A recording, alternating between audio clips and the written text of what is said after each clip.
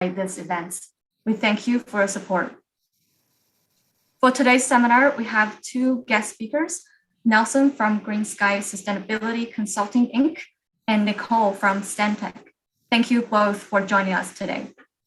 Nicole and Nelson will give two presentations focusing on the Ontario and federal greenhouse gas verification and reporting guidelines, as well as the role, responsibilities, opportunities, and challenges for engineers with regard to that. Each presentation will be 30 minutes, followed by a short 5-minute Q&A session.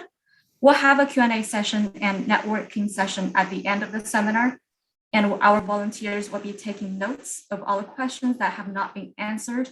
So we encourage you to stay until the end, send questions and comments in the chat box, and join us for the final Q&A and networking session. Well, thank you all for tuning in. I'm hoping that you'll enjoy these thought-provoking presentations tonight. Thank you to you, Christy. Thanks, Camille. Hi, everyone. I'm Christy Gore from Ottawa. I'm the organizer of today's seminar. I'm so excited to have you here tonight to learn, share, and discuss our energy challenges, potential solutions, and climate change adaptation and mitigation. I would like to start my introduction for today's seminar by acknowledging that we are meeting on Aboriginal land that has been inhabited by Indigenous people from the beginning. I want to show my respect for their contributions and recognize the role of treaty making what is now Ontario. Hundreds of years after first treaties were signed, they are still relevant today. We are grateful for the opportunity to meet here, and we thank all the generations of people who have taken care of this land for thousands of years. Climate change is becoming a significant topic, and we cannot avoid and should take action as soon as possible. This seminar is organized under a group of people at PEO who care about climate change and really want to make a difference based on our multidisciplinary background. Our mission is to help engineers, practitioners, academics, decision makers, and regulatory committee members to set a vision and work on action plans, strategies for the climate change adaptation mitigation in Ontario. Finally, I would like to express my appreciation for all co-sponsors who have been working hard together to make this event happen. Without your support and collaboration, we cannot go so far. Now, please welcome our co-sponsor representatives and members from PO York Chapter, PO East Toronto Chapter, PO Ottawa Chapter, Toastmasters Speaker Club of Ryerson Engineering, Society of Women Engineers Ottawa, Canadian Water Resources Association, SYP Ottawa. Thanks. I will pass my torch to Luis.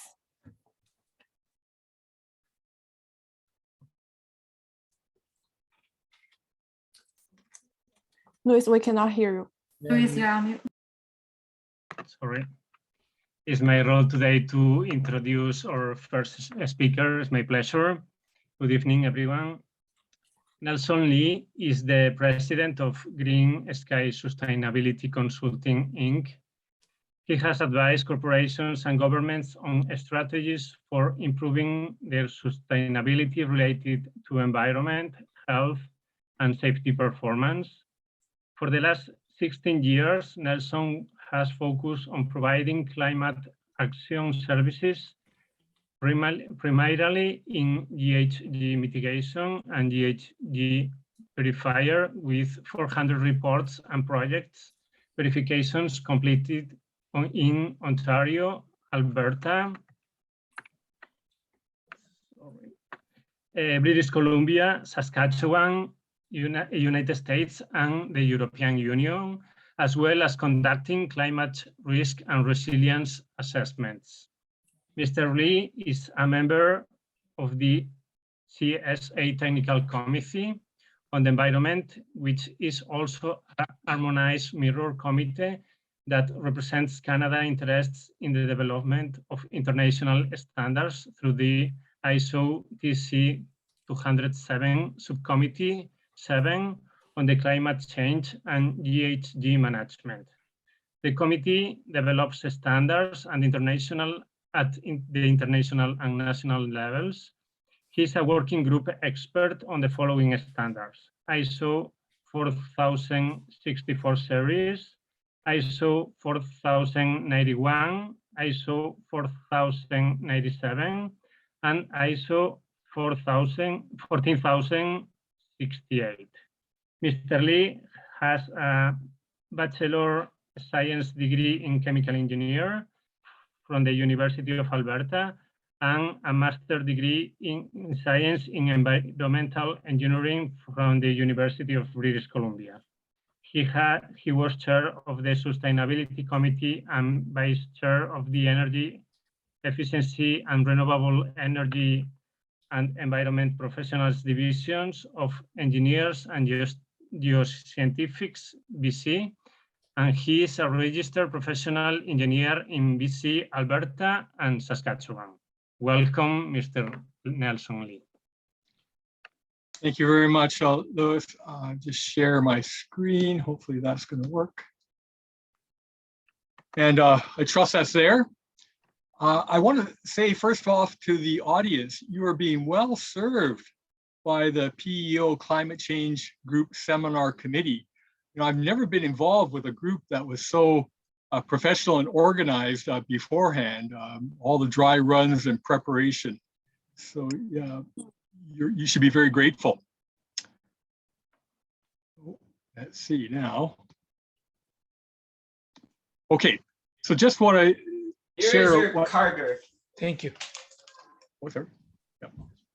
Maybe I'll do this too. Yeah. Okay.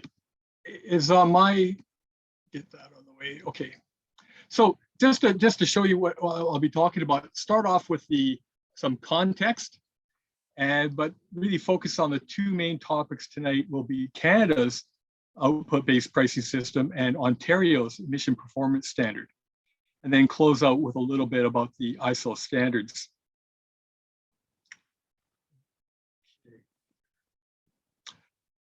So the biggest context element is there are opportunities for engineers. You are all engineers here tonight. In addition to roles like a third-party verifier, such as myself and Nicole, for every verifier, there's got to be at least one, probably more, greenhouse gas quantifiers, consultants who are setting up the reports and doing the quantification. And there's all kinds of other roles that professional engineers play in helping organizations get into the environmental performance standard program itself. In addition to that, both programs, the federal and the provincial, allow for offset project development. And that means there'll be many programs such as fuel switching programs or sequestration programs, on. And that will involve all kinds of engineers.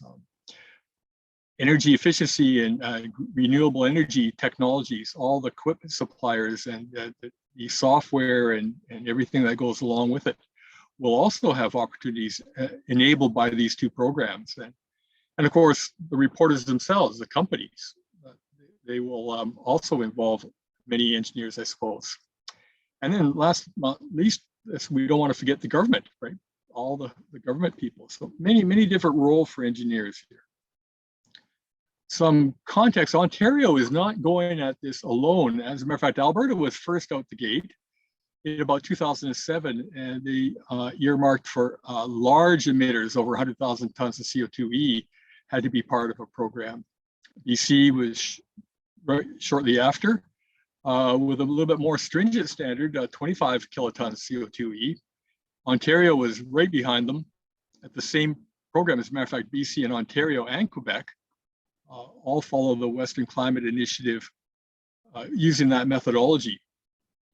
And that was going well. As a matter of fact, Ontario and Quebec joined California in 2018 to be part of or before that, to be part of a carbon cap and trade program. But when the government came in, a new government in Ontario, they pulled that program in 2018. Saskatchewan, about that time, joined the game, and with getting companies to register, have a baseline for which to compare to. About that time, Canada's, they call it the backstop program. This is a program, if provinces did not have their own program, well, you get the backstop federal program. And that was set at 50,000 tons CO2e annual. And then just to let you know that all these programs require third-party verification, and other than Alberta, for the next couple of years, will require an accredited verification. Talk about that later. So let's look at the federal program, output-based pricing system. A few terms, carbon pricing. I'm sure you've heard of it by now. The fuel charge, this is right now is set at $50 a ton CO2e, which is about 11 cents a liter. This will go up as high as getting close to 40 cents a liter by 2030. So it's a driver, right? To avoid that fuel charge, we have a program. And it's called output-based because it's the performance program. So it's not saying you have to use one technology or another, but you have to perform. And if you perform well, you will earn maybe some credits. You'll get an incentive. If you do not perform so well, you'll have to pay. So that's a trade-off. That's the performance there. Now, the Canada's program is about carbon pricing, and you'll hear that again. The objective is to reduce greenhouse gas emissions intensity at a reporting facility. They call it a covered facility, in exchange for not having to pay the fuel charge. So if you do nothing, you'd be paying the fuel charge. If you participate in the program, if maybe you have to or you volunteer to, then you won't pay the fuel charge. There'll be other requirements. And whether it's the federal program, like Canada's output-based pricing system regulation, or in Ontario, now the environment or emissions performance standards that will apply going forward. The enabling legislation is called the Greenhouse Gas Pollution Pricing Act. That's the federal program. And this is driving all the provincial programs across the country.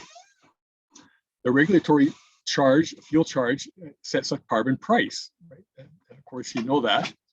And the trading system is a federal output-based pricing system. They'll also include offsets. As I getting to be a broken record here, a price incentive. So they want to incent, when I say they, the governments, of course, want to incent industry to reduce greenhouse gas emissions.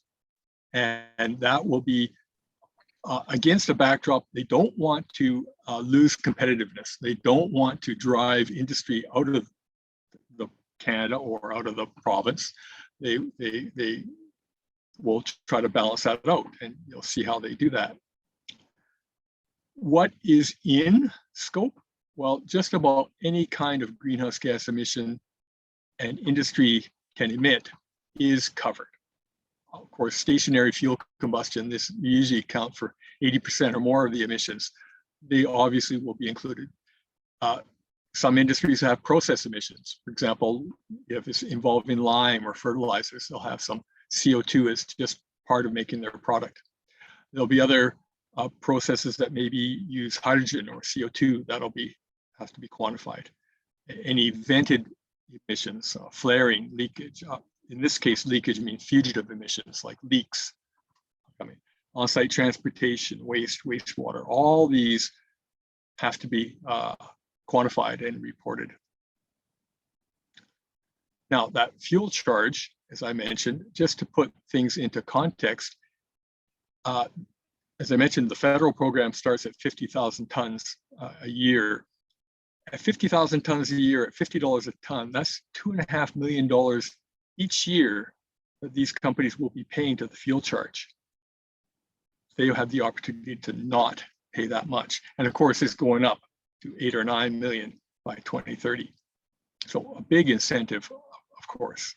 If you think the net present value, you can do a lot with that money to reduce emissions. On the Ontario side, now Ontario is not like not different from any of the other provinces. They all want to do it their way. And they don't want to have the federal program. They want to be wagging their own tails. So Ontario came up with the Ontario Emissions Performance Standard, OREG 241 in 2019. It, as I said, is a made in Ontario plan. So it has Ontario characteristics all across. If you look at the program in Alberta or Saskatchewan, you'll see differences, better and worse, right? But the federal government now has accepted Ontario's program to be compliant with their output-based pricing system. So they will let Ontario take over. Same goals. Ontario as Canada, reduce greenhouse gas emissions, and you'll pay if you exceed certain limits. Of course, the implication is you can earn if you exceed, if you beat the standard, do better than the limits. Again, Ontario wants to encourage the reduction of greenhouse gas emissions, but they don't want to lose Ontario businesses. They don't want businesses leaving Ontario or leaving Canada for that matter, right?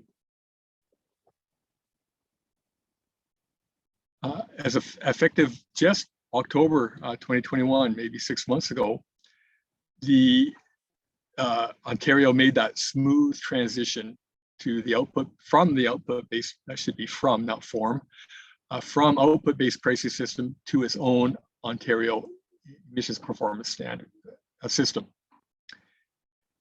That means for the 2021 calendar year, Ontario businesses that are under the program will have to report to the output-based pricing system, federal program. For the 22 calendar year and onward, it'll be under the Ontario emissions performance system. And of course, once registered in companies will be apply for the exemption from the federal fuel charge. That's the coveted prize, not having to pay the federal fuel charge. Now, some industries must register, as a matter of fact, they're mandated to be in the program. That's if you emit over 50,000 tons a year of CO2e since about 2014. And there are a list of different activities in this Schedule 2. That list of activities is extremely broad, something like 38 different industry sectors. So essentially, if you're emitting over 50,000 tons, your organization, then you'll be mandated to be part of this program. But as I said, then you won't have to pay the federal fuel charge. So in this case, a regulation maybe is not a bad thing. As a matter of fact, it's such a good thing that there's industries that may want to opt in. The criteria is you have to emit at least 10,000 tons of CO2e per year since 2014. And again, it's a good idea for them because you will not have to pay the federal fuel charge. And so some newer industries that may be just starting out now can also opt into this program. And one of the requirements is to have a professional engineer prepare a report that says something. This facility is likely to emit at least 10,000 tons a year in the following 3 years.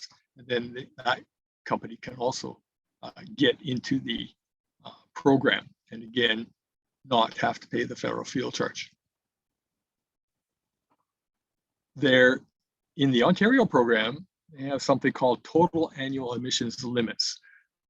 There's quite a bit of detail on how to calculate those, but that will have to be done by every reporting organization, and it'll be unique to their organization. They will calculate that limit, and that's the bar they have to meet. If they exceed it, in other words, emissions are more than that bar, they'll have to pay to the program. But if they beat that, in other words, get under that bar, they can earn offset credits. So definitely a carrot and stick, market-based type of regulation. The process in Ontario, the company will have to submit a notice of intention. They'll then complete and submit the registration package. It goes back to the Ontario government. And then they'll be registered in the Emission Performance Standards Program.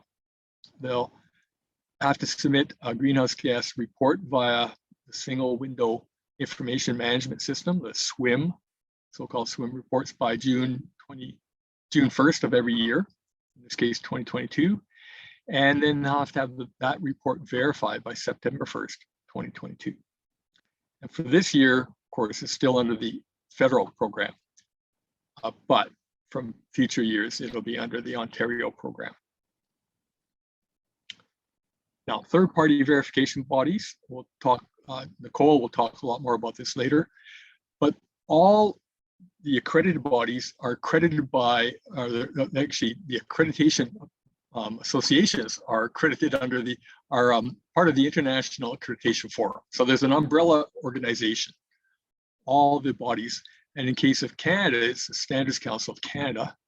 They do the accrediting, and the ANSI National Accreditation Body in the US, they will accredit bodies.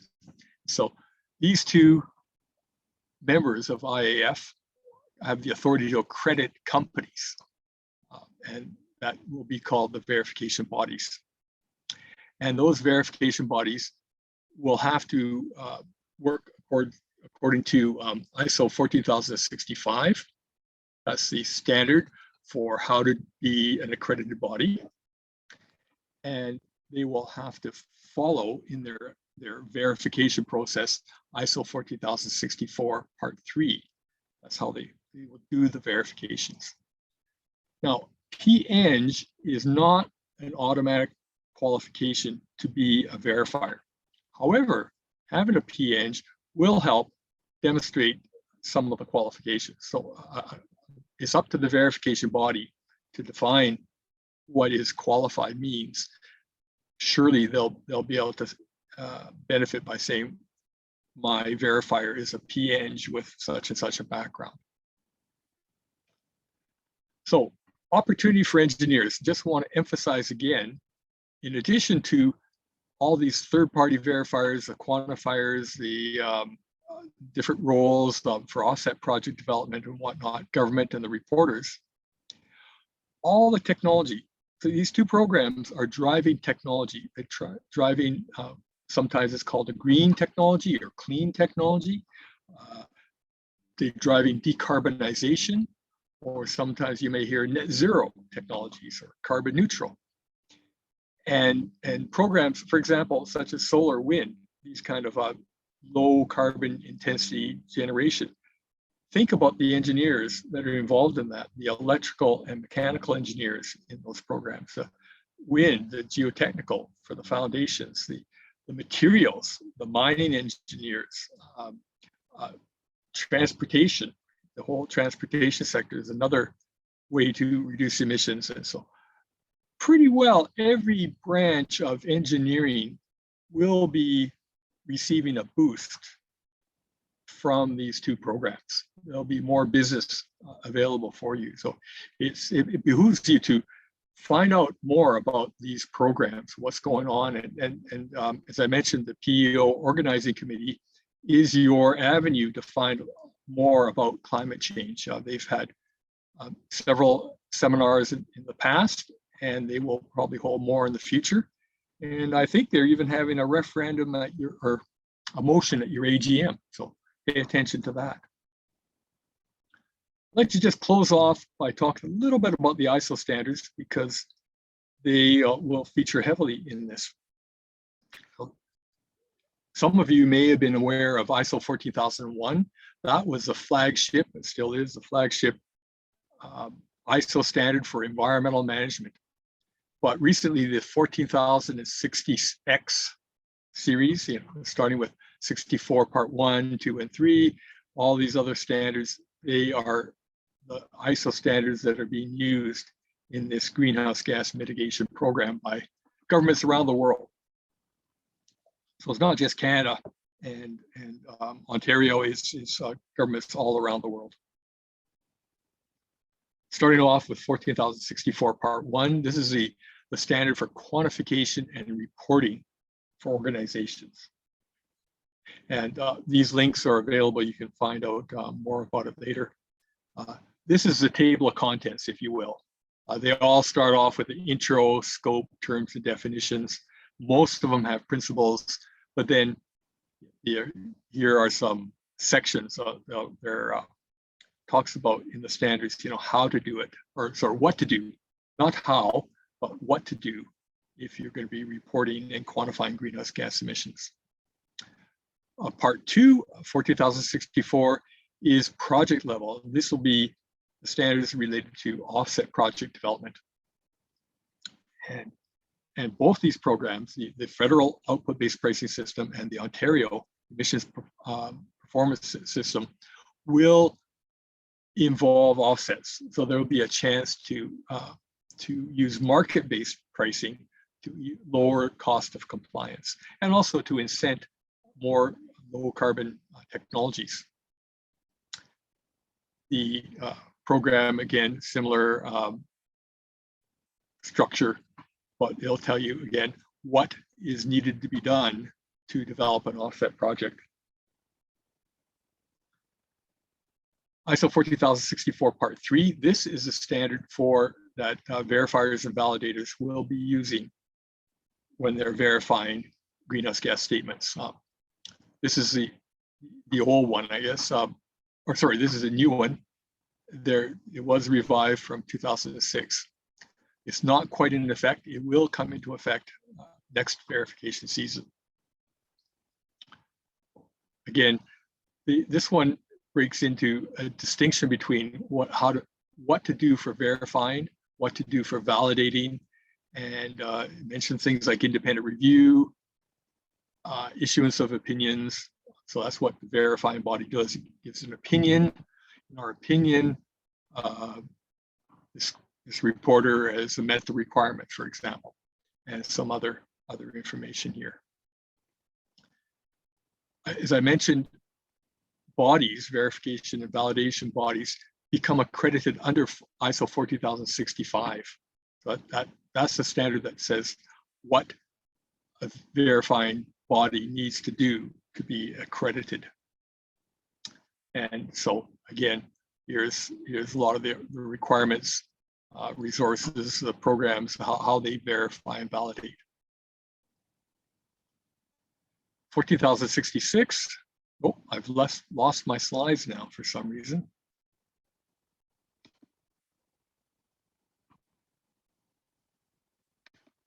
Back here? Okay. 14,066. This is a standard for competency, the defining competency. And as a matter of fact, it's under revision right now. I don't expect a lot of changes, but this will give the verification body some guidance on how to determine if their verifiers are competent. And again, I should point out it's a team competence. So it's not that one verifier has to know everything, but the team collectively has to be competent to verify a certain industry sector, a certain kind of technology that is involved in that sector, understanding the provincial requirements. So it'll be different in Ontario than in Saskatchewan. So it's a team competency that is covered there. ISO 14067 is the carbon footprint of products. So there will be verifications for products. People will say here, my product is cleaner than another one, or is cleaner than it used to be, and here's my carbon footprint. So that's a standard for defining that. And a lot of methodologies here. Under development right now is the carbon neutrality standard, 14,068. They're just finished a working draft 1. They're going to be working on getting to a working draft 2.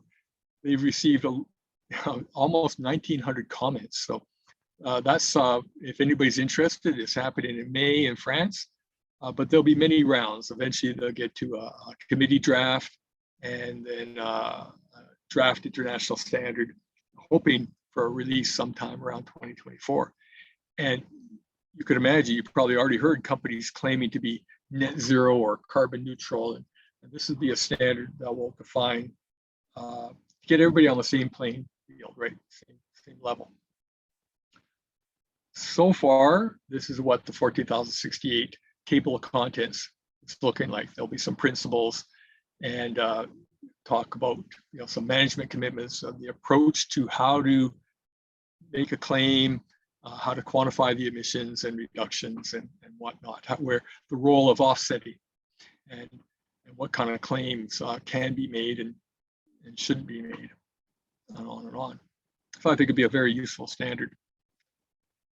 There's another standard, 14,069. This is getting into real detail of quantification reporting for organizations, particularly some complex situations, large emitters. It's under revision, should be released pretty soon. And so this is how it's organized.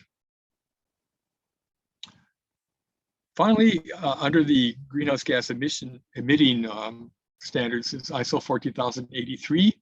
This is for transport chains. So particularly fleets, airlines, shipping, and maybe the combination of these, transportation, how to quantify these emissions. Like, for example, if a container, you have one container, you're shipping it off to China, and it's going on a container ship with, I don't know, 500 other containers.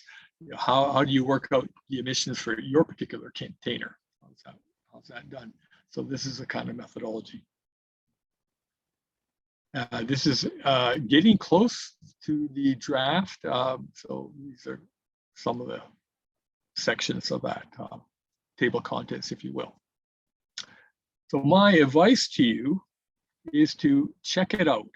As I mentioned, the federal program and the provincial program, and a lot of you engineers will work in other provinces too. Each province will have their own program. They're all about the same thing: incenting emissions reductions, driving new technologies. And I think this is a big opportunity for engineers across the country, particularly in Ontario. You have a large manufacturing sector. There'll be a lot of reporters. And as a matter of fact, some of your clients will be developing and selling the technology that is needed to decarbonize. So pay attention, check it out, learn more, follow your PEO organizing, climate change organizing committee. Thank you very much. That's where I'll end right here.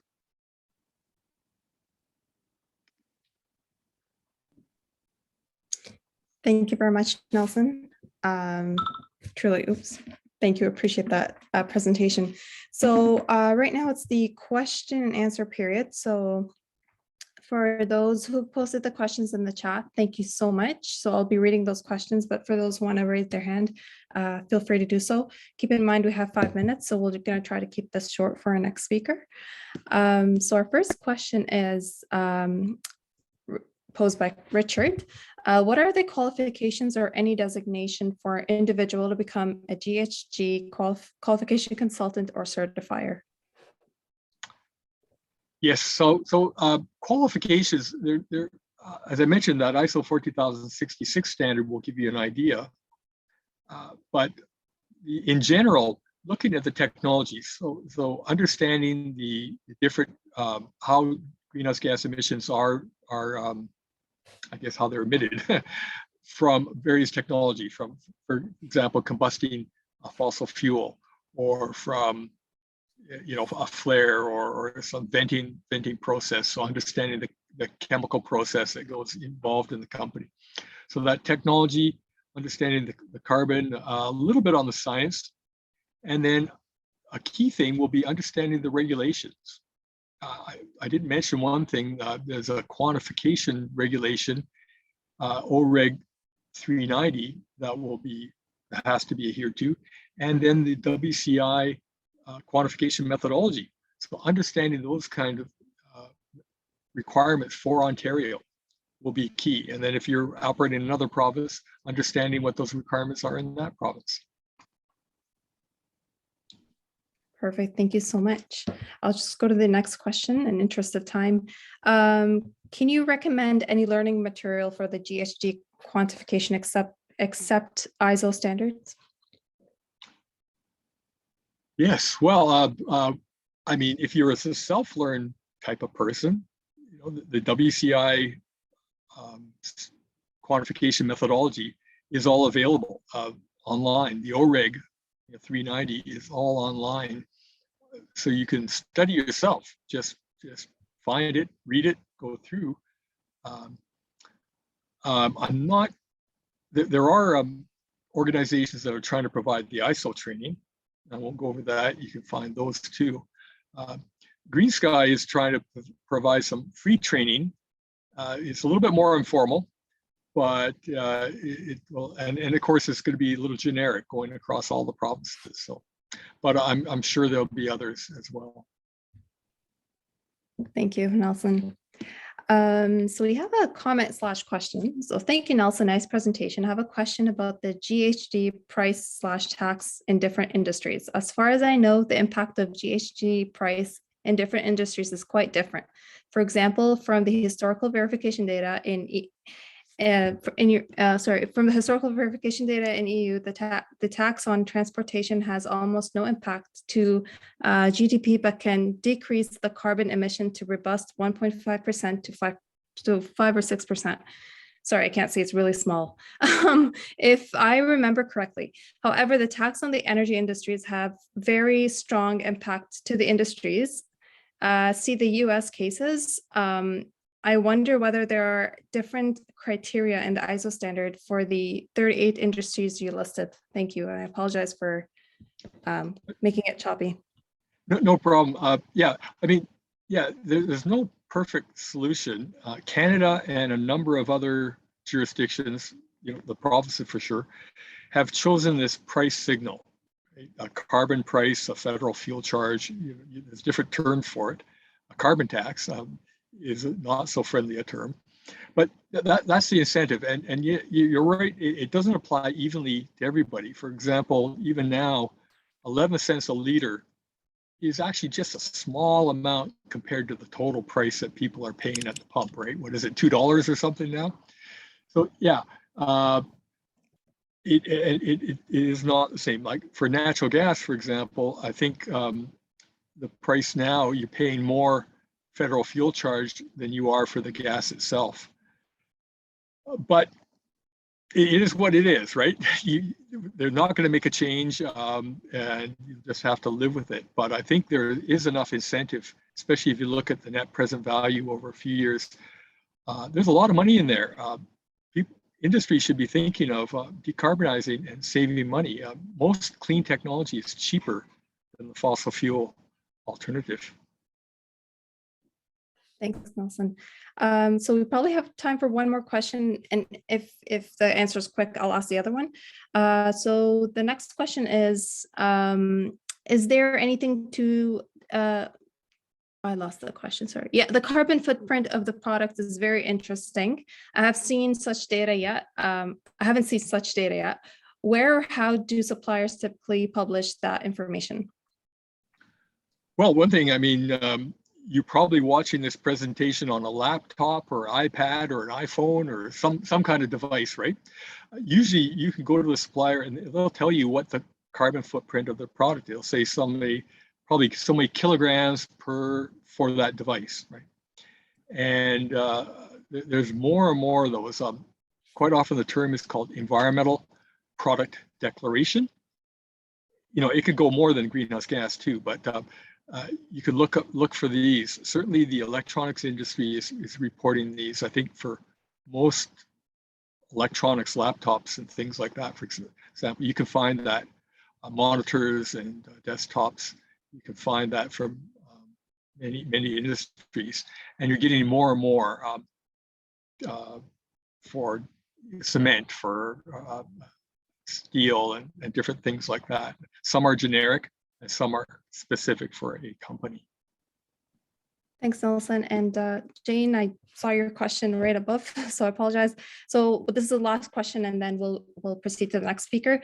Is there anything to deter entities from claiming net zero or GHG reductions without having followed any of these protocols /ISO standards /LCA, or actually expended efforts to support such claims, only if they are under jurisdiction of that regulation?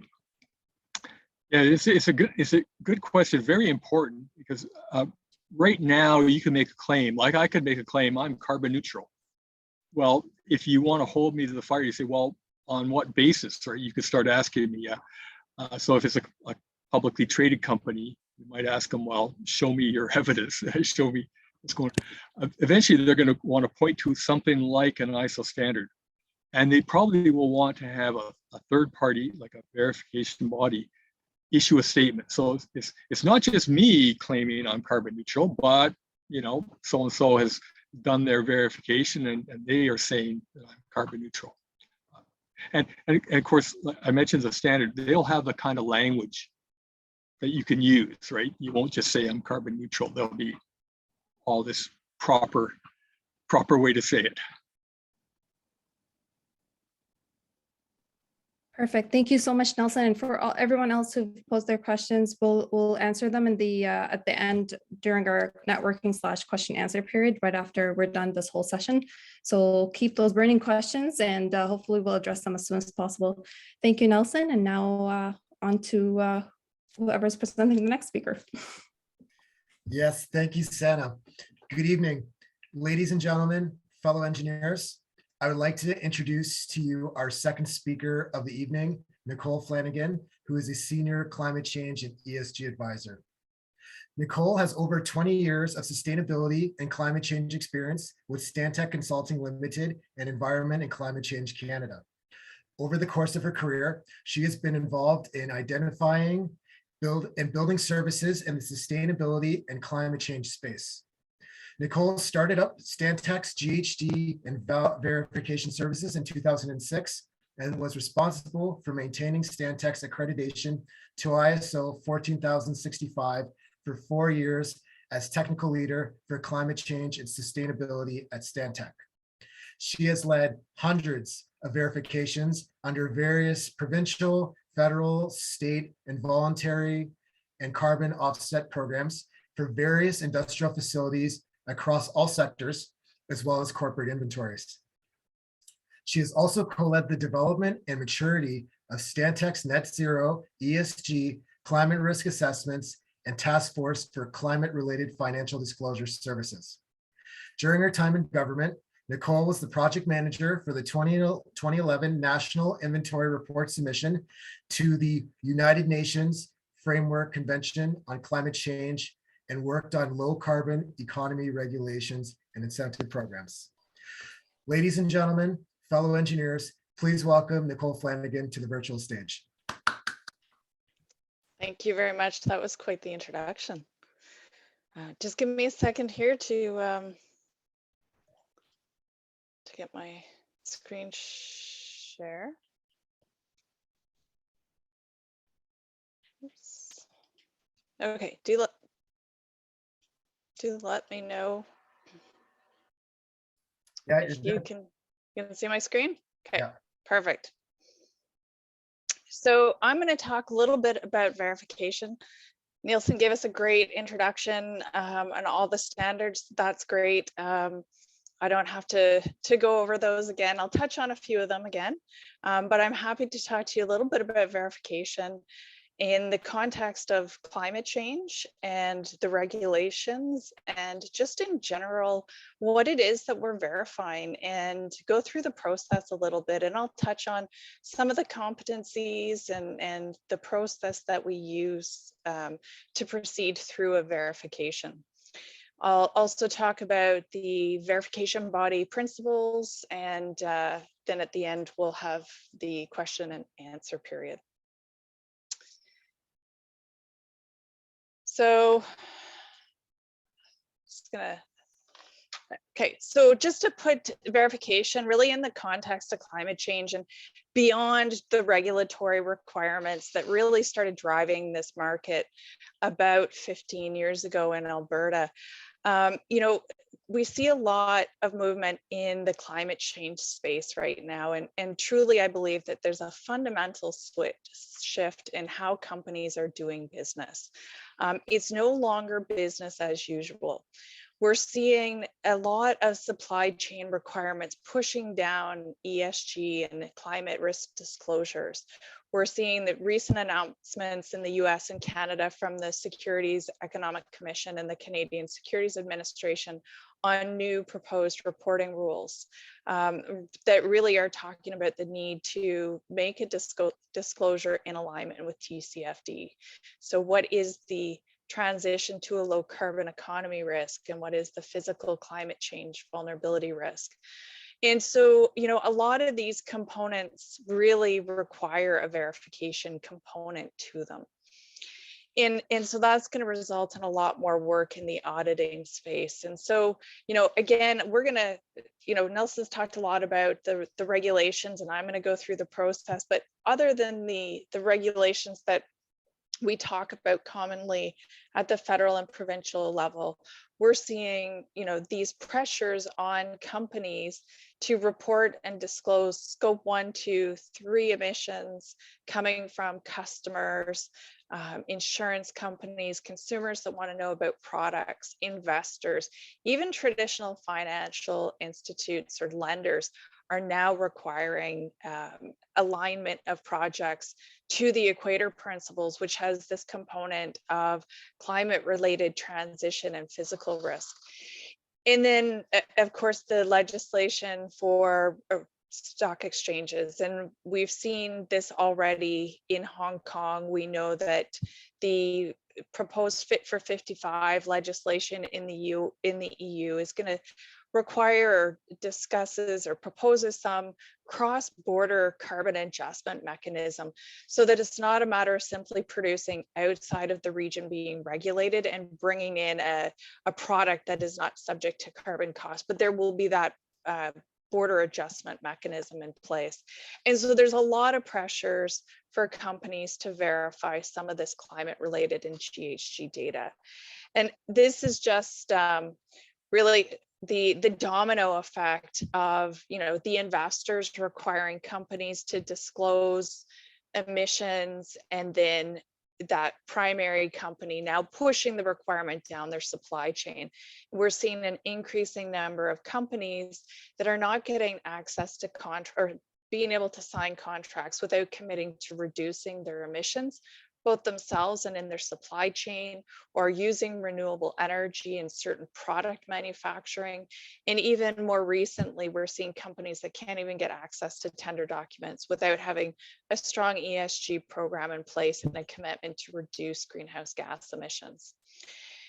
And so, you know, in the context of climate change, this is something, you know, we've been working on, is this climate solutions, and this idea that, you know, as we try and overcome this transition to a low carbon economy risk, or the risk of climate change, the physical climate change, there's a number of solutions for technology that reduces emissions, but it's a very complex problem, and you need a very holistic approach to things.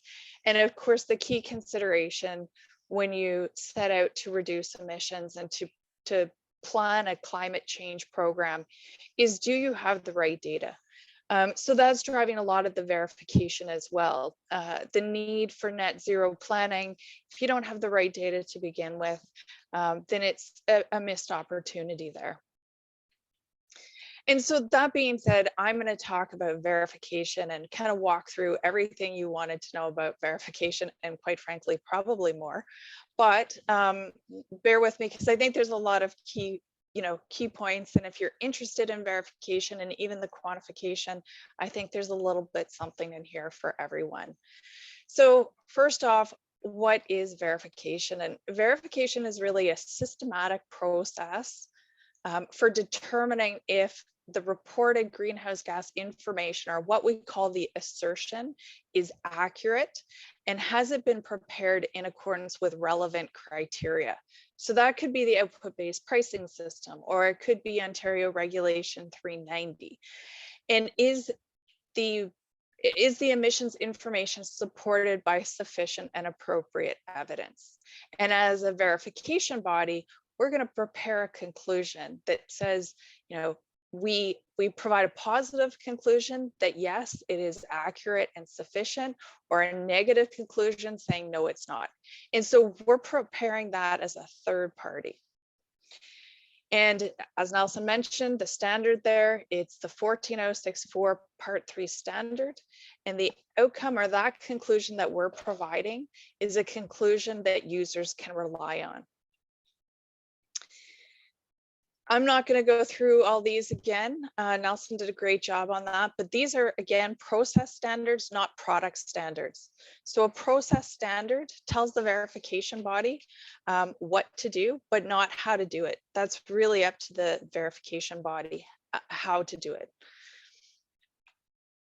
So, you know, if nothing else that you take away from this presentation, and this is a new area for you, I think understanding the difference between validation and verification is a pretty key piece of what I hope you come away with. So when we talk about validation, you know, validation is used in greenhouse gas projects. So emission reductions or credits.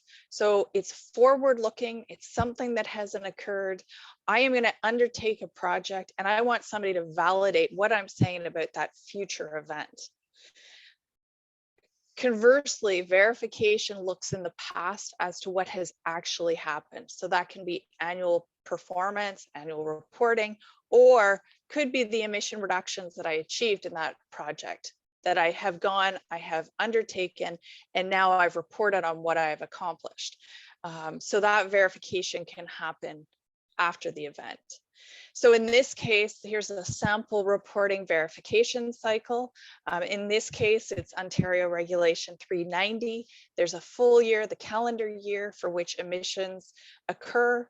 After that, you know, January to December 31st period, there's a reporting period where all that information over the last year has been aggregated and quantified in a reporting deadline of June 1st. And then the verifier submits that verification report by September 1st. So we're looking back at something that has happened in the past. Now, if we look at a sample project cycle, so this is emission reductions or offset credits. The validation happens before the project commences. So we have that planning and design phase. We're writing project documents. We're making estimates of what we're going to achieve with our project. We're going to have that validated by a third party. We may have to register that document with the program that's going to issue us credits down the road. So we then begin to commence the project after the design is complete, and then we have a period of claim. And that period of claim is generally going to be dictated by a program. It might be 10 years, it might be 5 years, it might be 3 different registrations of 8 years. It really depends on the program. So that period of claim, we may break that up into annual reporting cycles. So there's going to be a period that the project operates and reduces emissions, then a report is going to occur, and then the verification to say what has been done historically. And so why the need for verification? Well, you know, more and more these greenhouse gas emission reports are tied to regulatory requirements or emission limits and have a cost of compliance. We also know that there's a trading of these credits, and that has either an impact on somebody's compliance obligation, or there's an exchange of money to purchase those credits. And so there's really a need very much akin to a financial audit, and that's really what we're doing. But instead of it being, you know, how things are accounted for in balance sheets and a dollar value, we're looking at tons of carbon dioxide equivalents. There's also an increase of companies that are reporting scope 3 emissions. And so a company's scope 3 emissions is generally the emissions that another company creates in supplying a service or a product to them. And so in order for them to have sound data for scope 3, they're pushing these requirements for verification down through the supply chain and contracting requirements. And we're also seeing an increase in voluntary verification, as we talked about before. Some of the other things that we are seeing is claims of environmental performance, confirmation of emissions for net zero planning, sustainability reports, not just greenhouse gas emissions, but you can use this standard really to verify other environmental metrics, be it energy or water use, waste generation.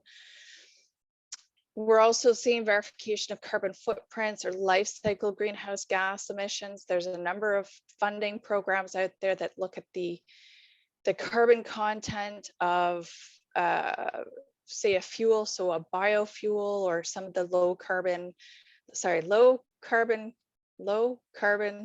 and renewable fuel standards ultimately have a verification requirement. We also see in British Columbia with the competitive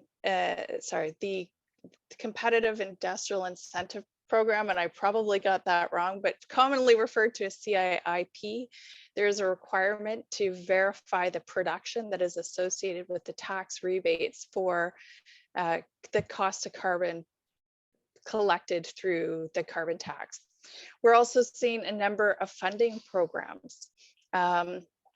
We know that there's a lot of quantification attached to funding provided through some of the federal programs like disaster mitigation and adaptation funding or some of the low carbon emission funds. But there's also a number of programs, I'm thinking specifically in BC right now, Clean BC, there's a post-project verification period that looks at what was actually achieved with the funds provided by the province for some of the low emission technologies that are being implemented in BC right now. And just to explain the relationship, you know, as a verifier, we're a third party. So we're that gray box on the right, and then the reporter or the industrial facility is the orange box on the left. And then the intended user would be the program, be it Environment Canada or Ontario Ministry of Environment and Climate Change or Ministry of Environment Conservation Parks. And so as a third-party verifier, we are providing assurance that the intended user can rely on. We are independent of that first-party reporter, but that first-party reporter is ultimately responsible to the program for the emissions that they report.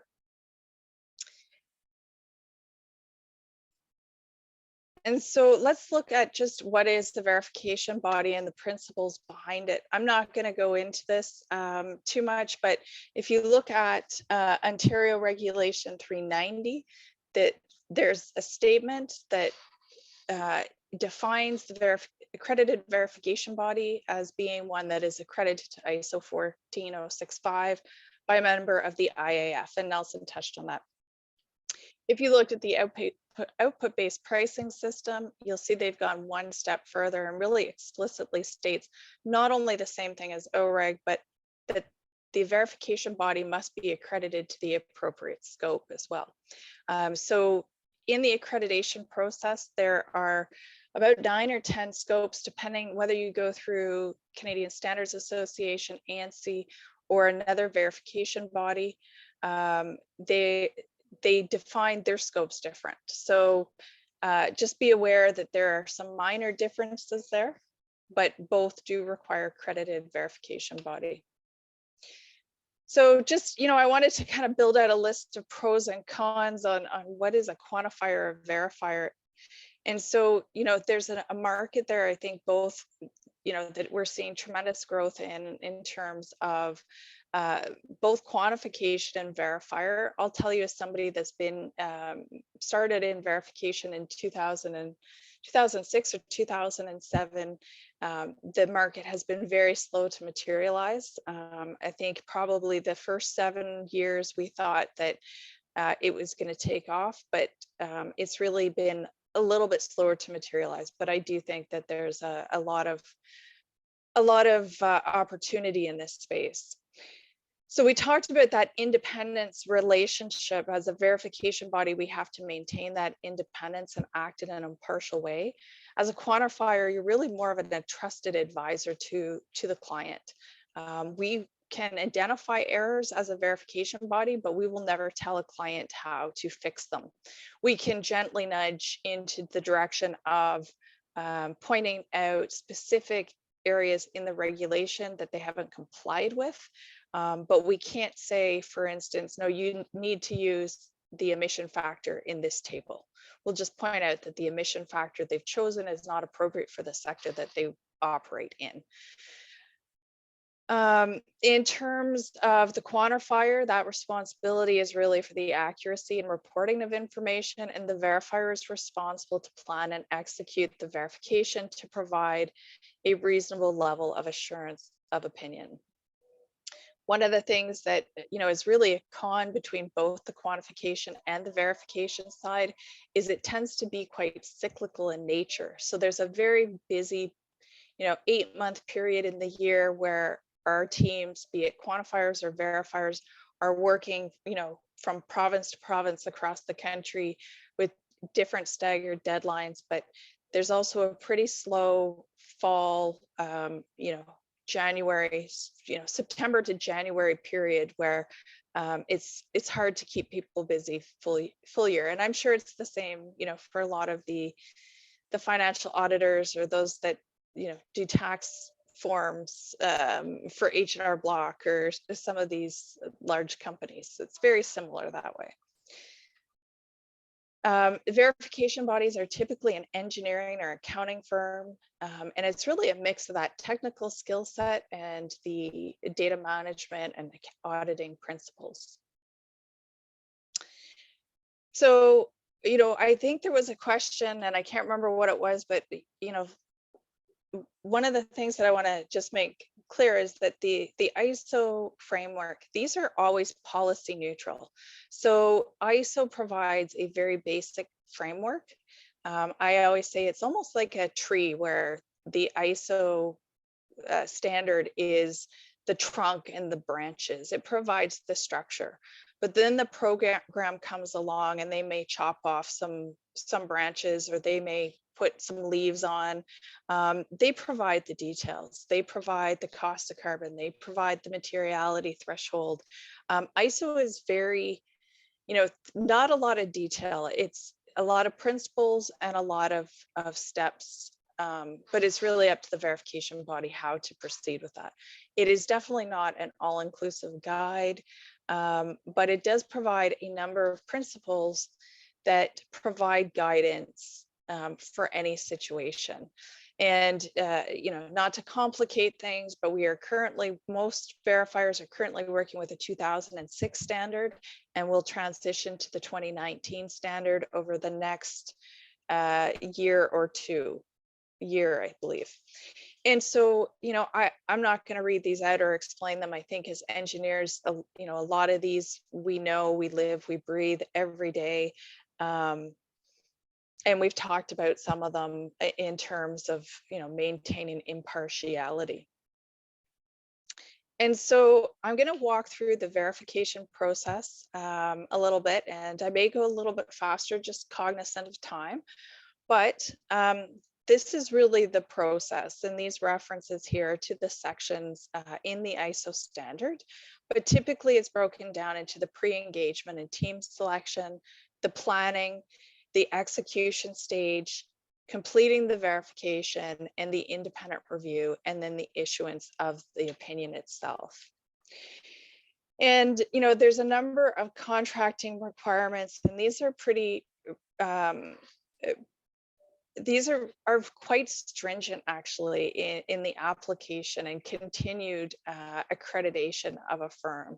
Just making sure that you have a solid contract in place that talks about the type of engagement, the level of assurance, the objectives, the criteria. So that is always going to be the program that we are auditing against. So output-based pricing system, OREG, it could be a voluntary program, it could be the greenhouse gas protocol. So then we have the standards. Well, what standards are we using? And those generally is the ISO 14064 Part 3 standard. That's the set of rules that will tell us what to do, as well as any requirements of the program itself. We want to make sure we have solid scope. We've stated our materiality thresholds, and we need to make sure that we have a competent team that is free of any conflict of interest. And that conflict of interest is not just between the accredited verification body and the organization that we're verifying, but also between team members on both sides. And so what does a competent team look like? It's really a combination of knowledge and experience. And I'll just say for a second too, that I think, when some of these are also applicable to the question about what makes a good quantifier. It's the combination of knowledge. So a good background, understanding the regulations or the standards, understanding the programs or the regulations that you're reporting to, because anybody that works in this space will tell you they all have minor nuances that can spin you around in circles at times, because they're just different enough that you're always going back and consulting those program guides. Auditing is a requirement for a competent team under verification. And I think as a quantifier too, if you know what auditors are looking for, that makes you a much stronger quantifier. And then I will say technical as well. So I won't get into the technical. That ISO 14066 does provide a list of competencies, as Nelson talked about. Things like ability to understand process flow diagrams, familiarity with the technology or the sector, a willingness or ability to question what you're being told by others. And so, here's some technical errors, and I put these on the screen because I thought these were good ones, where if we had engineers these are errors that we found actually in verification after it's been verified by other verification bodies. And so I would say, I put these up because I think these are good ones where if we had engineers on the teams making sure that these were being verified in previous years, when they came to us and we started verifying them, I suspect they would have been dealt with earlier. But incorrect quantification methodologies or emission factors, using lower heating value and high heating value interchangeably. We've seen errors in molecular weights of energy content in fuel. And in one particular case, this had caused a client, not only in the GHG emissions report, but the client had been paying for their fuel based on energy content and had been spending in excess of about $1 million a year because of this error in molecular weight that had proliferated and had been picked up when we did a verification.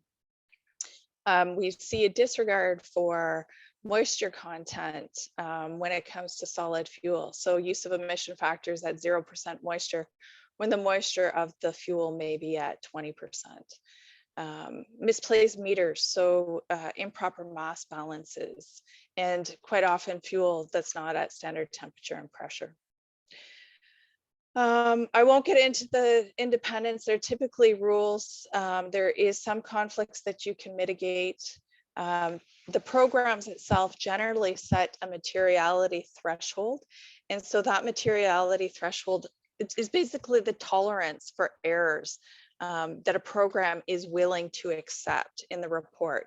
So this could be a percent, 2% threshold for errors that a program will accept, or 20,000 tons, or a combination of both. The planning phase really is strategic analysis, designing an evidence gathering plan, identifying the need for site visits. Quite often the program will dictate when that is required.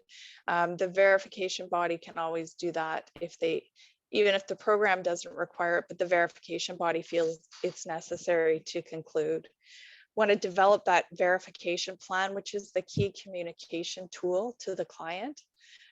Develop the evidence gathering plan and execute it. Part of understanding where to dig down is really a strategic analysis. So understanding the sector, what is it that sticks out or that looks like a risk? Where are the weaknesses in the data management system? These can all give you good ideas of where to start. We always start with trying to identify risk through things like trending and analysis. So looking at how emissions have changed over time, looking at the relationship between things like fuel consumption and energy generation. We can plot those out and identify anomalies and where we want to focus our efforts. Profile analysis. So, you know, it's much easier for a facility that is 99% natural gas combustion than it is, say, for a refinery that has 10 different source categories, and you know, they're all 20 to 10, 20, 30%. You're spread a lot thinner because you have to do that deep dive under so many different sources. So, you know, I mentioned the verification and sampling plan. That's the key communication tool with the client and how you're going to execute the plan. And then it's time to actually execute it. And you've done all this hard work planning. Now you need to go out on site and you need to review the raw data. You need to assess the accuracy of what is being reported. Has the facility correctly identified the reporting boundary? You know, what you're really trying to do is collect sufficient and appropriate evidence to be able to conclude on whether or not the reported emissions are accurate.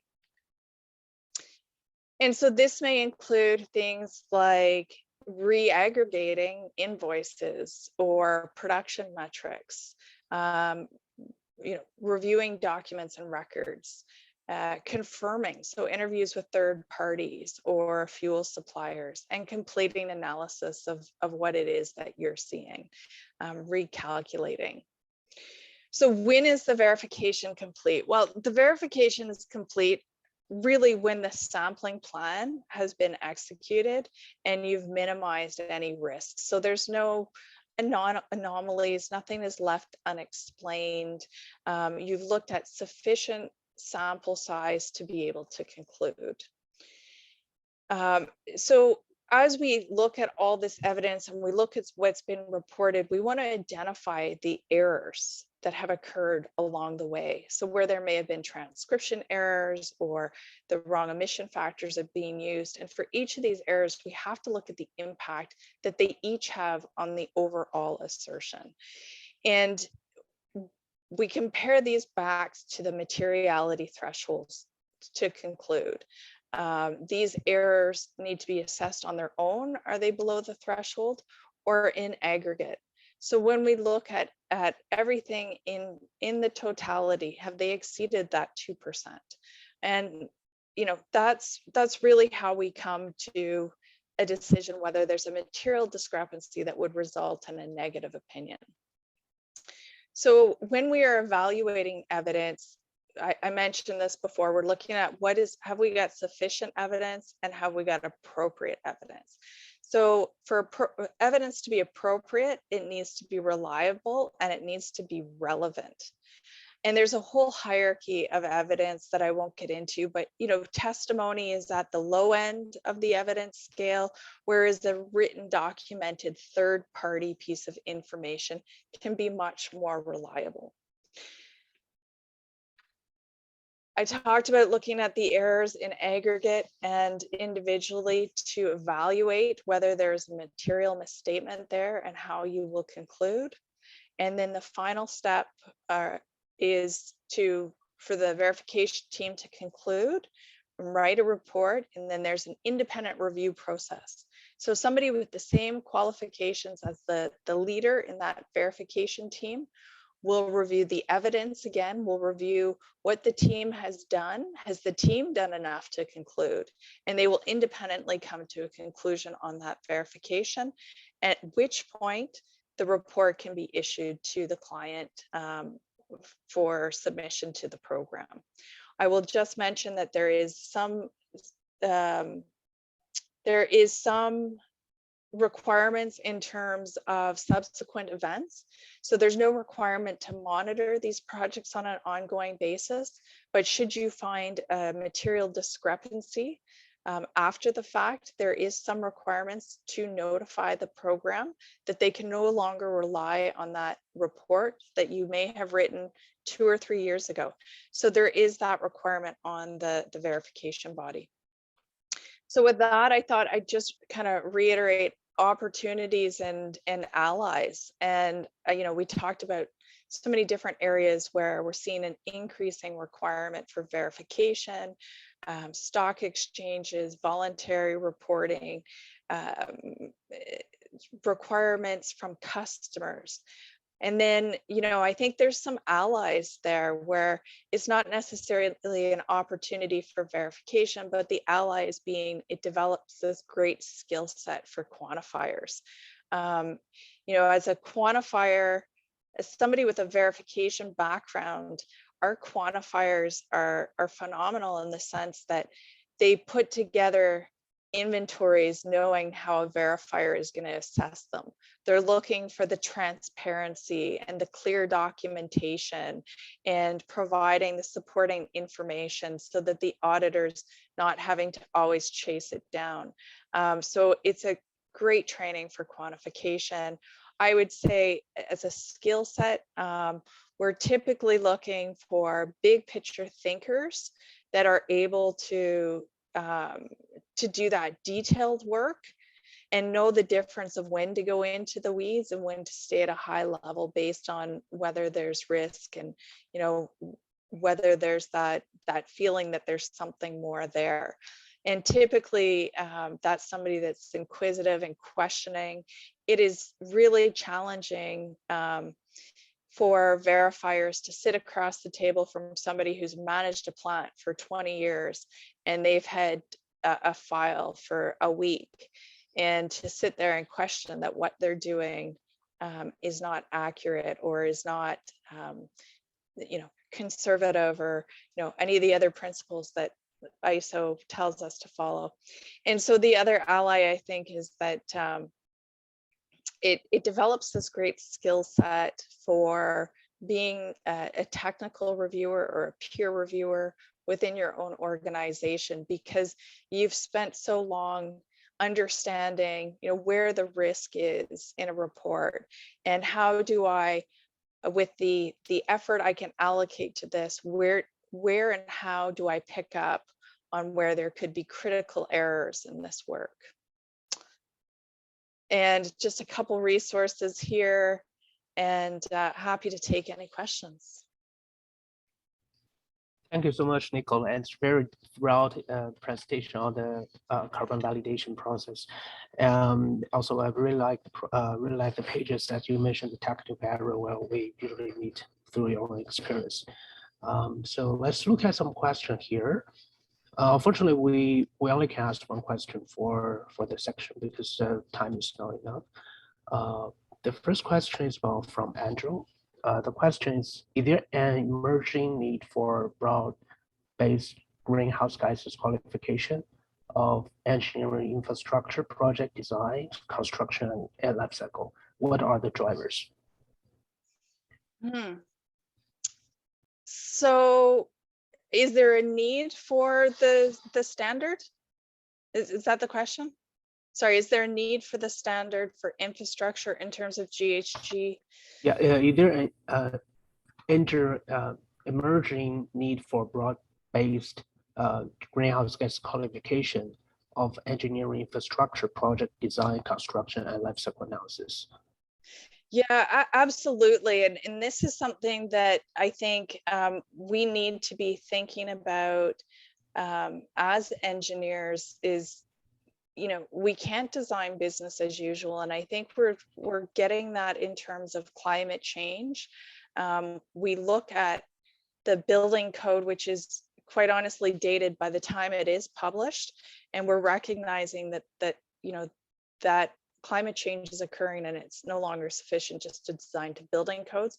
I would say at the same time, it's no longer, we can't be designing business as usual for infrastructure from a greenhouse gas perspective, because we know that there's an increasing cost of carbon. So we know with the cost of carbon going to $170 a ton, that is about 67% of natural gas costs in 2030, assuming a flat rate commodity price of natural gas through till 2030, it will be more than half the cost. And so I think we're doing a great disservice to our clients if we're not designing for low or no emission buildings, if we're not considering the cost of carbon in operations. And I will also say that I think just from the perspective of you know, what we're seeing from corporations in terms of the spaces that they want to operate in terms of who they'll do business with, greenhouse gas emissions will become a key consideration later on. So I think we absolutely have to consider that. Thank you so much. And I see there are other questions, but we will maybe move to the networking session to have interaction with you. Thank you so much. Thank you.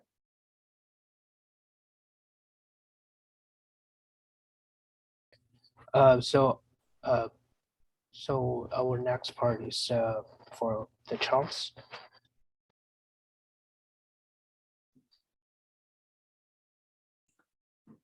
Thanks, Nicole, for your presentation. And we will invite Charles, who is experienced water resources engineer, to express our appreciation for our speakers and volunteers. Charles, right here. Thanks. You're on mute, Charles, Charles. you're on mute. Yeah, first of all, I'd like to say that we have enjoyed these presentations that have been given by Nicole and Nelson, and they are truly experts in their field, without question. And they've also demonstrated how complex, you know, this field of climate change is.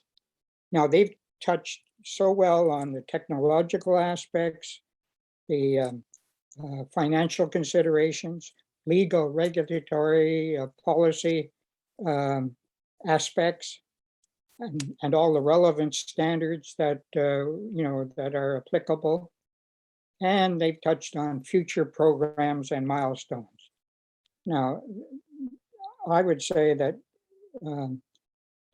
you know, as a representative of the audience, I would say these are outstanding presentations. I haven't seen anything as this good for a long time. And I would like to make one comment on expertise of Canadians, because that in my own personal experience in overseas work, I'm finding that the environmental experts and engineers and also other professionals in the field are highly respected around the world.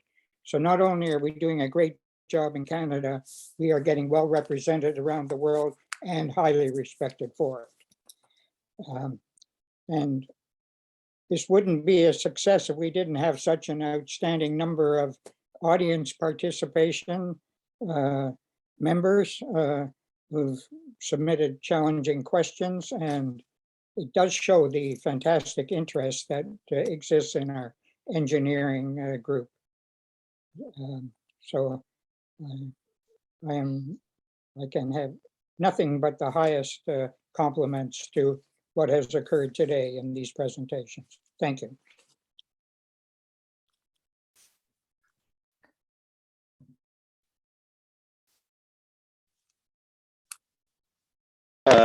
Jim Chisholm speaking here. Can you hear me okay? Yes, Jim. Yes. Yeah, good. Tonight's presentations by the two speakers was really quite interesting and maybe a bit unique in the sense that we normally deal with mitigation and adaptation of climate change. And it's touched on the whole aspect of the economic interest related to climate change. And I thought the speakers did an excellent job of pointing out that companies need to align their business with climate change risks. And it involves lots of stuff that involve engineers and engineering, like quantification, accredited verification, environmental performance programs. So engineers have a lot to do with that, and more to the point, the PEO has a lot to do in terms of licensing those engineers, regulating them, and I would say being more proactive in areas such as protecting the public by advocating for a regulatory regime that really deals with that economic interest issue. And standards of practice as well is quite relevant to this. The bottom line is the PEO needs an action plan on climate change that takes this type of talk tonight into account and many other aspects of climate change. There is a climate change group that is dealing with this issue, and if you're interested in coming to one of our meetings, through the chat, send me your email. There will be a members motion coming up at the AGM on Saturday, encouraging the PEO to develop that action plan on climate change. And it needs a lot of support to pass. So I do encourage you to come and support that motion, both by voting and perhaps even speaking on the motion. And the person who's moving it is David Lapp. And David is a retired person from Engineers Canada, and it's a noted expert in climate change. So I'd like to introduce David to close off the meeting. David. Thanks, Jim. I really enjoyed the two presentations. I want to take my hat off to Nelson and Nicole. They were absolutely outstanding, and I think really give a sense of the richness of this area for. It's a very exciting area, I think, for engineers, and it really affects such a broad, almost every engineer is going to have to think about greenhouse gas emissions, in their designs, and this affects, all different types of disciplines of engineers. I almost call it, even though it's been around for 15 years, as Nicole is pointing out, it's really an emerging area of practice for engineering, and it's really taking off because the regulatory environment is kicking in big time, and the whole sentiment from private industry as well as the public sector is accelerating. So the big question for me is, do we have the capacity to handle this increased demand? And so I would just encourage engineers who are perhaps looking at,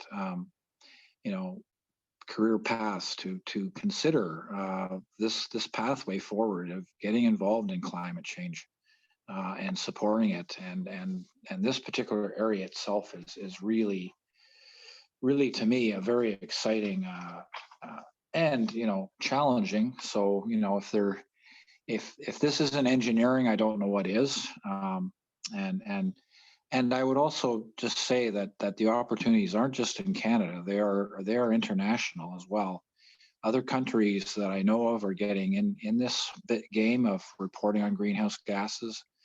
I had a recent inquiry from Singapore wanting to get some Canadian expertise in verification, and I just think there's just tons of opportunities. And I think one of the things for capacity is to bring some of this into the engineering education system. So we might want to encourage our universities to embrace some of the content here. And I think that could be an element of the PEO action plan, is to really look at the whole education and competency needs to support the scope of practice in this area. And I think one of the things that I also took away is, of course, this is an area of practice that is governed in many ways by standards. And one of the things, one of the tenets of an engineer is to maintain currency on codes and standards as part of your professional practice. And you can see that the situation is evolving rapidly, and constantly. And so if you're going to get in this business, then and to maintain your competency, you're going to need to keep track of those changes. So I just feel that this was a great seminar. I'm so pleased that we got the speakers we did. And again, my thanks to Nelson and Nicole. Really appreciate what you've done here. And I think your presentations will be placed on chapter websites. And I really hope we can, I guess, advertise those presentations to others that weren't able to attend tonight. So thanks a lot. Thank you. Thank you. I'm sure we've all learned so much, and there's a lot thinking and actions needed to be done to fulfill our roles and responsibilities. Thank you both for being here. We're entering the question and answer and networking session now. I'm going to pick up questions that were not answered in the previous Q&A session. From Brian, that the question is to Nelson. Are bio-based fuels, for example, renewable natural gas, exempt from Ontario carbon tax? Yes, basically across Canada, it's probably an international practice too. The CO2 part of the burning a biomass, a biofuel, whatever, the CO2 that comes on is quite often termed biogenic. And that, I think, invariably does not count as towards any kind of penalty or a negative aspect to your company. So yeah, that's general practice. Great, thank you. Another question from Salis. Is there any university programs to be certified on this subject? Do you want to take that, Nicole, or do you know of any? No, not university programs, but there are a number of programs out there. So I'm just thinking Eco Canada, I think there's a number of training on the ISO standards. I come from an air quality background, and most of the individuals we've trained have started in that area and then taken some ISO 14064 1, 2, and 3 training. There's Eco Canada may have a personal certification program, but it's important to remember that what the regulation requires is accredited verification body. So the personal certification could help establish the competencies that you would use on a verification body. In terms of the quantification, no requirements, but I think, again, as an engineer, I would make sure that you're qualified to be doing what you're doing and you understand the regulations and the ISO principles and are qualified to practice that area. Yep, thank you. Next question for Nicole.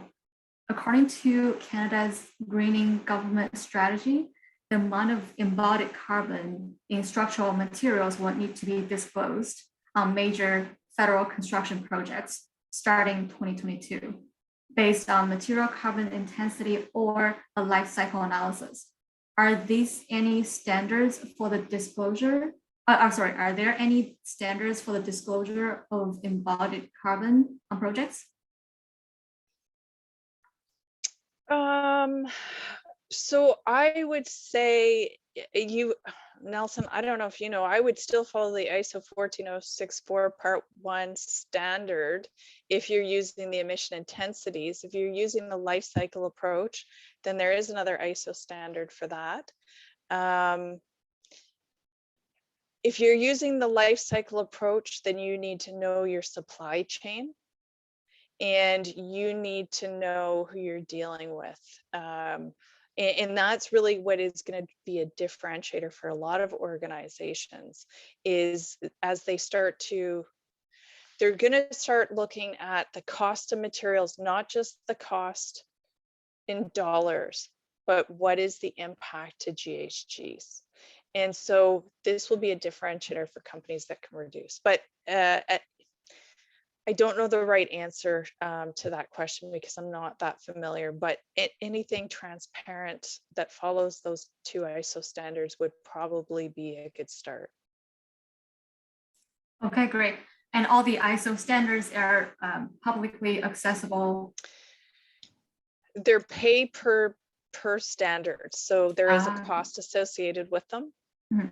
And there can be, to get one standard, there is often, 2 or 3 other standards that you may need to purchase to get the full picture. But Gotcha. Sorry, I just snuck my question into the question series. Next one from Richard. What are the major steps or considerations to quantify or verify the GHG for construction projects to pursue carbon neutral building? I could start with that. Yeah, sure. If you want. I mean, first of all, it comes down to boundaries, right? As Nicole mentioned, you might start with 40,064. You want to understand the boundaries, and as she mentioned, do you want to do a full life cycle, or you just want to take the so-called the direct emissions from that one project? So it'd be night and day. Building the project, if it was just the company building it and said, I'm just going to report my emissions, they would have a much smaller footprint than they said, well, I want to consider, the emissions that come in with the concrete, with the steel, with the glass, with, all the other stuff. Totally different footprint. So yeah, you have to define that. And so with the carbon neutrality standard, 40,068 that I mentioned, they want to try to guide you on how to make those claims, right? How to set that up, and what would be the most credible. yeah, I would add to that. I think maybe along the same lines, maybe it's reinforcing, know what standard it is or what program that you're committing to, because they generally have a set of rules that you have to follow. And I'll give you an example. Net zero, there's a lot of different companies that are talking about being carbon neutral, net zero, science-based targets. The first question that I ask is there a program that you subscribe to? If you're science-based targets, that has very specific set of criteria as to what you need to include or exclude. So knowing that the program that you're going to subscribe to or certification you're going to proceed, they typically will lay out the boundaries. Great, thank you both. I have another question from Helen. How is uncertainty and variability considered in the quantification and reporting of GHG emissions? From a statistical perspective, is mean reported, median, mean plus 1 standard deviation, or something else? I think it is to the more details of the verification and reporting. Yeah, so what I can tell you is that what the ISO, I don't think it's in the standard, perhaps it is, but I do recall in the ISO training course, there is a whole section on looking at uncertainty.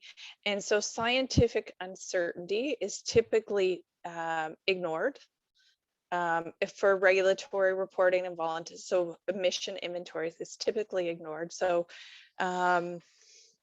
an emission factor is an emission factor. The uncertainty is overlooked there. For things like a meter, there are generally requirements to have that meter calibrated to within 1% or calibrated on an annual basis. Any uncertainty with that meter volume, again, is ignored or accepted. Where uncertainty comes into play, in my mind, is the uncertainty of, if a meter hasn't been calibrated, how, what is the uncertainty of that number? And we typically call those qualitative discrepancies. And that's where we have to start looking at how, because we can't assign a number to it, how likely is it that it, in combination with everything else, exceeds our threshold? So that's really when we get into the standard deviation and how likely something is to occur.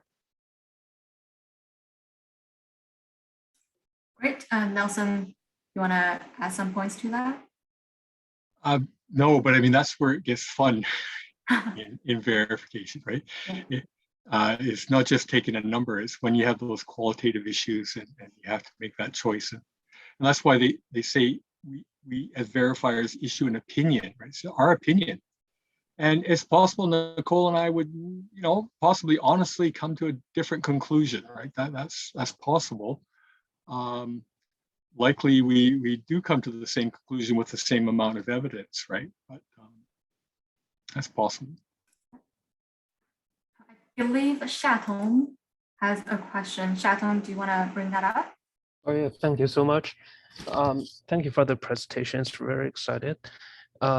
I have a question about like some verification process, because usually we define the price or the tax based on the last year marginal social carbon dioxide cost minus the marginal private carbon dioxide cost to get the tax rate.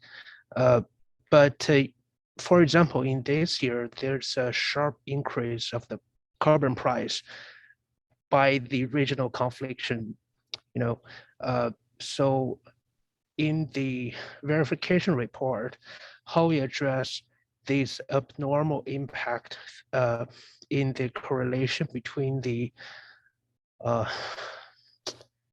GDP and the oil price as well as a carbon dioxide emission. So that sounds like a really intelligent question, and I wish I had a really good answer for you.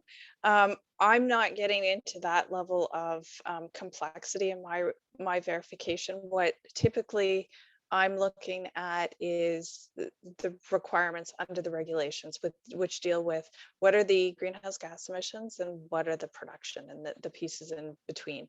And even on a large corporation, again, it's more the environmental metrics. So what is the report? The cost of carbon could come in to a TCFD disclosure. In that case, typically there is a bit more of a need to look at what potential carbon pricing may be out to 2030s, 2040s, 2050s. And I would say for the most part, that's something that is determined based on discussion with clients as to what they feel is right. And typically, a lot of times they will choose to set it at things like the marginal cost of abatement to withdraw a ton from the atmosphere. And if that's currently 700 tons, that's typically where they cap out. Thank you so much. Thank you. Yeah, I didn't expect the calculation of the tons of carbon dioxide in the atmosphere as some standard. That will be very helpful. Thank you. Thank you. We have two questions, and we are getting really close to 8:45. One question is from Frank. My firm is working with large investment firm towards the GHG reduction initiatives on the REIT properties. Who shall I contact for the verification process? Contact Nicole or I. Yeah. Frank, are you happy with this answer? I'm sure you are. Next one is also from Frank. Is there any programs for clients to claim a rebates or for the GHG reduction?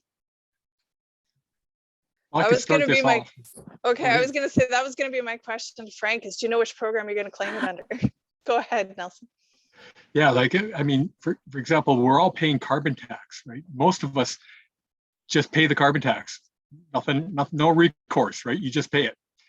You could reduce your emissions. That's the idea. Where you can maybe have something like get into these programs like the output-based pricing system or the emissions performance system. You get into the program and that gives you a break from the federal fuel charge. So you're not paying that charge anymore. And what you are paying is likely to be less because now you're competing with your peers. You're not likely to be the worst performer. And even if you are, you're probably still paying less than the carbon tax. That remains to be seen, but I think that's the case. So getting involved in this program is good for industry, right? The government has really done industry a favor across Canada, right? To try to help them voluntarily reduce greenhouse gas emissions. So.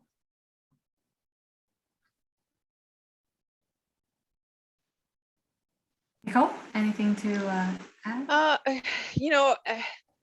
It's going to be interesting to see what the federal government comes out with in terms of some of their offset.